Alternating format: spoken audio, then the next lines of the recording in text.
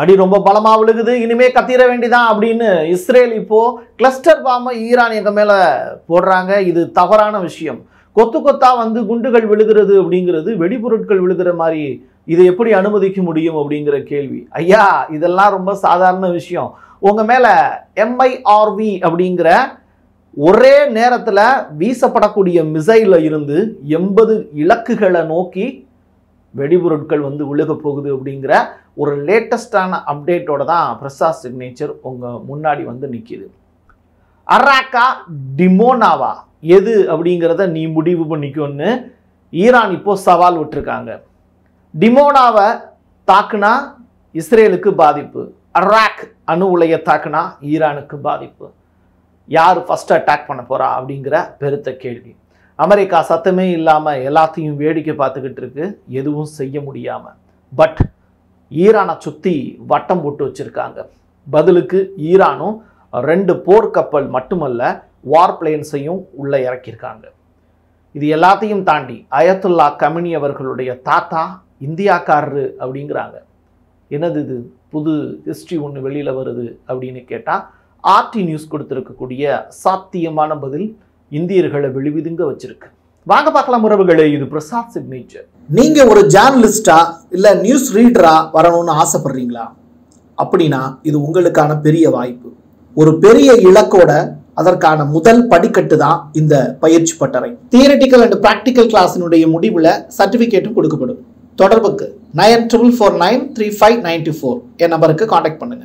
நீங்க நம்ம சேனலுக்கு விளம்பரம் கொடுக்க விருப்பப்பட்டீங்கன்னா 94493594 இந்த நம்பருக்கு காண்டாக்ட் பண்ணுங்க.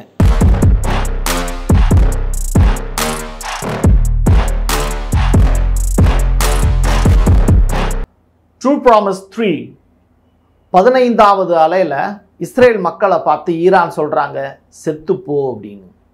என்னப்பா இது, இவ்வளவு பெரிய வார்த்தைகளை பயன்படுத்துகிறாங்களே அப்படின்னு ஈரானில் இருக்கக்கூடிய மக்களே ஷாக் ஆகுறாங்க. நம்மக்கிட்ட இவ்வளவு மிசைல் 20 வருஷமாக பொத்தி பொத்தி வச்சுருந்துட்டு இவ்வளவு தூரமாக அடி வாங்குறான் அப்படிங்கிற அளவுக்கு இஸ்ரேலை பார்த்து கேட்குறாங்க.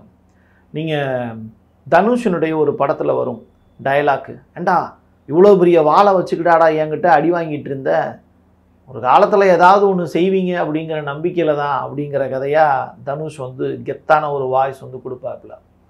ஸோ அந்த மாதிரியான ஒரு டயலாக்கை இப்போ செய்முறை பயிற்சியாக ஈரான் செஞ்சு காமிச்சிருக்காங்க. இதை பார்த்து அரண்டு போன இஸ்ரேலிய பணக்காரர்கள் எல்லாமே படகு மூலியமாக தப்பிச்சு போகிறாங்களாம் கடல் வழியாக. காசு இல்லாத இஸ்ரேல்காரங்க அடி வாங்கிக்கிட்டு இருக்காங்க. இது எல்லாத்தையும் தாண்டி இஸ்ரேலுடைய ஸ்டாக் எக்ஸ்சேஞ்ச் சொராக்காங்கிற ஹாஸ்பிட்டலில் ஈரான் அடித்தாங்க. பட் இது ஒரு கிளஸ்டர் பாம்பால் வந்த விளைவு அப்படின்னு இஸ்ரேல் சைட்லேருந்து சொல்கிறாங்க. பட் நம்ம சைடில் இருந்து நம்மளுடைய அனுமானத்தின் அடிப்படையில் சொல்லலை, கிடைக்கக்கூடிய உண்மையான செய்திகள் அடிப்படையில் சில விஷயங்களை மக்களுக்கு நம்ம சொல்லணும். கிளஸ்டர் பாம் அப்படிங்கிறது டைரக்டாக கொத்து கொத்தா ஒரே பிளேஸில் வெடிபொருட்கள் விழுகும். அது சில பொருட்கள் வந்து வெடிக்காமலே இருக்கும். அதை போய் தொடும்போது அடுத்ததாக வெடிக்கும். இது மாதிரியான செட்டப் தான் ஒரே பிளேஸ்லேயே கிளஸ்டர் பாம்பினுடைய ஆக்டிவிட்டி.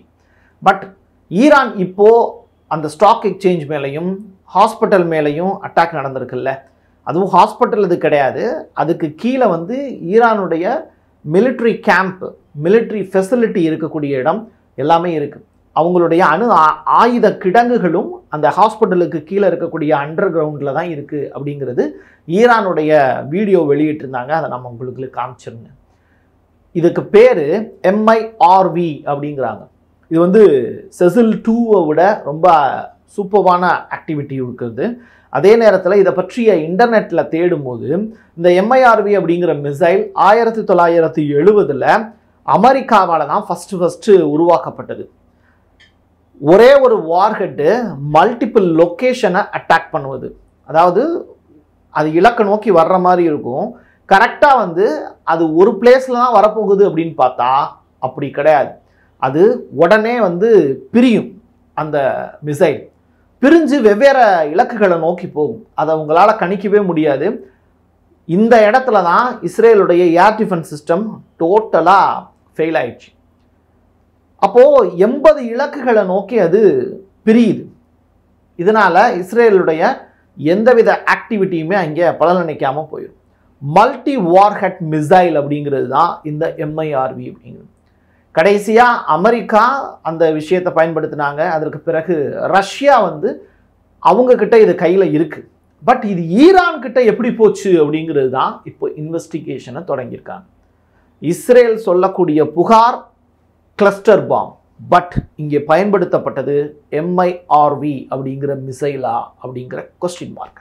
ஈரானோட புஷர் அப்படிங்கிற அந்த பவர் பிளான்ட் மீது அட்டாக் நடத்தக்கூடாது அப்படின்னு இப்போது ரஷ்யா எச்சரிக்கை விடுத்திருக்காங்க இஸ்ரேலுக்கு.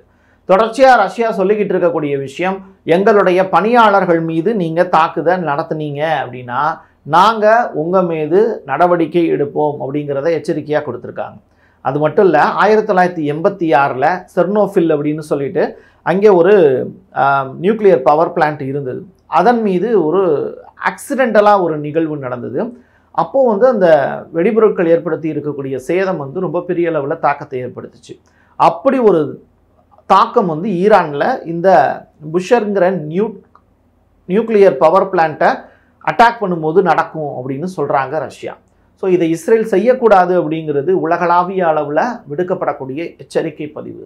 சீனாவினுடைய போர் விமானங்கள் ஏற்கனவே ஈரானுக்கு வந்து போயிட்டு இருக்கு அப்படிங்கிற தகவல். என்னடா அது பஸ் ரூட்டு மாதிரி அப்பப்போ வந்து போகிறாங்க அப்படின்னு வேர்ல்டு லெவலில் இருக்கக்கூடிய கண்ட்ரீஸ் அமெரிக்கா அதில் தொடர்ச்சியாக கண்காணிச்சுக்கிட்டு தான் இருக்காங்க. பட்டு சீனா அதை பற்றி கவலைப்படவே இல்லை. 145% வரியாக விதிக்கிற வாய்க்கோடா தம்பி அப்படிங்கிற அளவுக்கு அமெரிக்காவை கோவப்படுத்தக்கூடிய வகையில் ஈரானுக்கு வார் பிளேன் மூலிமா மிசைலை அள்ளி தெளிச்சுக்கிட்டு இருக்காங்க. இன்னும் பத்தாவதுக்கு யூஎஸ்லேருந்து நிமிட்ஸ் கப்பலை விட்டுருக்க, யூகேலேருந்து டைரெக்டாக வந்து உங்களுடைய ராணியினுடைய பெயரை வச்சுருக்கக்கூடிய எலிசபெத் கப்பலை அனுப்பிச்சிருக்க. அதே மாதிரி நானும் இந்த பெர்ஷியன் கல்ஃபுக்கு 855 அண்டு 815A அப்படிங்கிற சைனாவினுடைய எலக்ட்ரானிக் சர்வைலன்ஸ் ஷிப்பை நான் அனுப்ப போகிறேன் அப்படிங்கிறது தான் இப்போது சீனா கொடுத்துருக்கக்கூடிய எச்சரிக்கை. அது போயிடுச்சு, எங்கே மிடில் ஈஸ்ட் பக்கம் போயிடுச்சு அப்படிங்கிறாங்க. ஸோ நீயும் வார் பிளேன் அனுப்புன அப்படின்னா நானும் அனுப்புவேன். நீ ஷிப்பை கொண்டு வந்து நிப்பாட்டின அப்படின்னா ஈரான் என்ன இப்போ நாங்கள் துணைக்கு வரமாட்டோமா அப்படிங்கிற மாதிரி இப்போது சைனா வந்திருக்கு. சைனா ஒரு கம்யூனிஸ்ட் நாடு, அவங்க ஈரானுக்கு உதவி செய்கிறாங்க. அப்போது வேர்ல்டு வைடாக அமெரிக்காவினுடைய பரம எதிரியாக இருக்கக்கூடிய வடகொரியா சும்மா இருப்பாங்களா? அவங்க செஞ்சுருக்கக்கூடிய காரியம் இருக்கே, ஐயோ.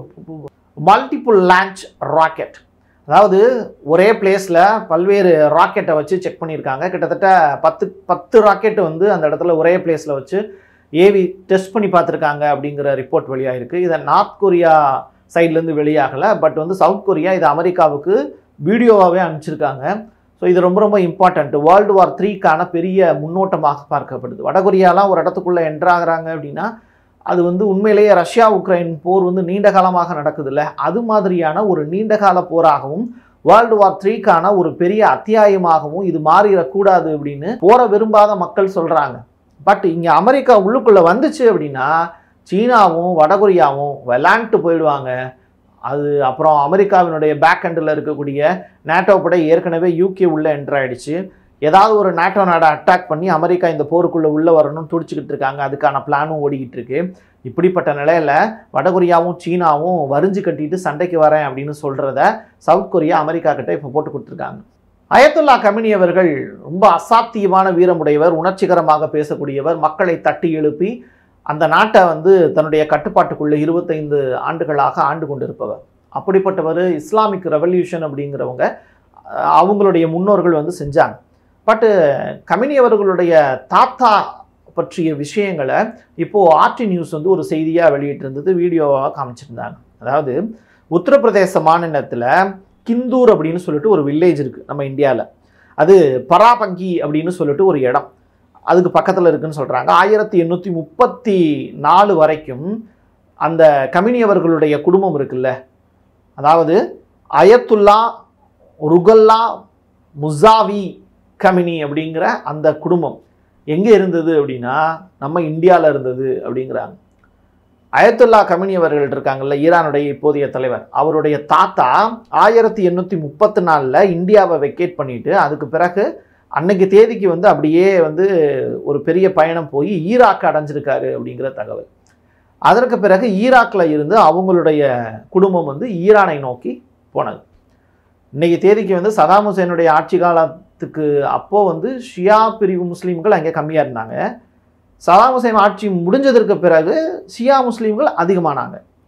அது மாதிரி ஒரு இடத்துல இருந்து இன்னொரு இடத்துக்கு இடம்பெயர்வு அப்படிங்கிறது நடந்துக்கிட்டே இருக்குது மனித வாழ்வில். ஸோ இங்கே இருந்து ஈரானுக்கு போய் அங்கே தலைவரான ஒரு குடும்பத்துக்கு பின்னணியில் அவர் இந்திய வம்சாவளின்னு சொல்லுவதற்கு தகுதியுடைய நபர் தான். அதை இந்த பக்கத்தில் இருக்கிறவங்க பெருமையாக நினைப்பாங்களா, அவமானமாக நினைப்பாங்களா? நீங்கள் என்ன நினைக்கிறீங்க? அதை கமெண்ட் பாக்ஸில் பதிவு செய்யுங்க. அமெரிக்காவினுடைய ஸ்போக் பர்சன் கரோலின் அவர்கள் ரொம்ப ஆக்டிவாக பேசக்கூடியவங்க. ட்ரம்ப் அவர்கள் சொல்கிறத அப்படியே கேட்டு செய்யக்கூடியவங்க. பட் அவங்களுடைய ஸ்டேட்மெண்ட் இப்போ மாறி இருக்கு. இஸ்ரேல் சொல்கிறாங்க 2 வாரத்தில் ஈரான் அணுகுண்டு தயாரிச்சிருவாங்கன்னு. பட் அமெரிக்காவினுடைய ஸ்டேட்மெண்ட்டு, யுஎஸ் காங்கிரஸினுடைய ஸ்டேட்மெண்ட்டு, அணுகுண்டு அப்படிங்கிறது ஈரானால் ஓராண்டு ஆகும் அவங்க தயாரித்து முடிக்க அப்படிங்கிறது ஸ்டேட்மெண்ட்டை கொடுத்துருக்காங்க. பட் கரோலின் அவர்கள் இஸ்ரேலுடைய யூதர்கள் சொல்லக்கூடிய ஸ்டேட்மெண்ட்டை தான் ப்ரெஸ் மீட்டில் சொல்லியிருக்காங்க. அப்படின்னா என்ன அர்த்தம்? யூதர்கள் எது சொல்கிறாங்களோ அதுதான் அமெரிக்காவினுடைய ஸ்போக் பர்சன் இங்கே பேசிக்கிட்டு இருக்காரு அப்படிங்கிறது நீங்கள் புரிஞ்சுக்கோங்க.